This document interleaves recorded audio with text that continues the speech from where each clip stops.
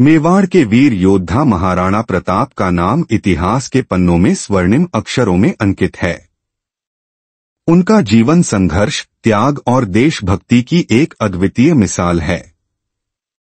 आइए आज हम उनके जीवन की एक ऐसी घटना को याद करते हैं जो उनके अदम्य साहस को दर्शाती है।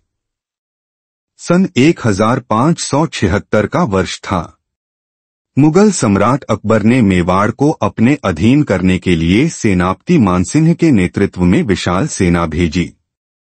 महाराणा प्रताप के पास सैनिकों की संख्या कम थी, पर उनके हौसले बुलंद थे। 18 जून 1576 को हल्दी घाटी के मैदान में दोनों सेनाएं आमने सामने थीं। मुगलों के पास हाथी, घोड़े और असंख्य सैनिक थे, जबकि महाराणा के पास उनके वफादार सरदार और मेवाड़ के वीर योद्धा। युद्ध शुरू हुआ। महाराणा प्रताप अपने प्रिय घोड़े चेतक पर सवार होकर मुगल सेना के बीच घुस गए। उनका लक्ष्य मानसिंह को परास्त करना था।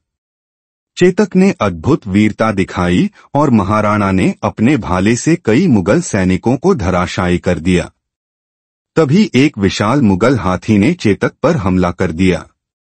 चेतक घायल हो गया, लेकिन उसने महाराणा को सुरक्षित निकालने के लिए अपनी अंतिम शक्ति लगा दी। खून से लथपथ चेतक ने महाराणा को युद्ध क्षेत्र से दूर ले जाकर अपने प्राण त्याग दिए। हल्दी घाटी के युद्ध के बाद महाराणा प्रताप ने जंगलों में रहकर संघर्ष जारी रखा। कई बार उन्होंने घास की रोटियां खाईं, पर मुगलों के सामने झुकने से इनकार कर दिया। एक बार की बात है जब महाराणा के बेटे अमर सिंह ने भूख से व्याकुल होकर कहा, पिताजी, क्या हमें मुगलों से संधि नहीं कर लेनी चाहिए? महाराणा ने गर्व से कहा, बेटा, मेवाड़ की माटी हमारे लिए सोने से भी कीमती है।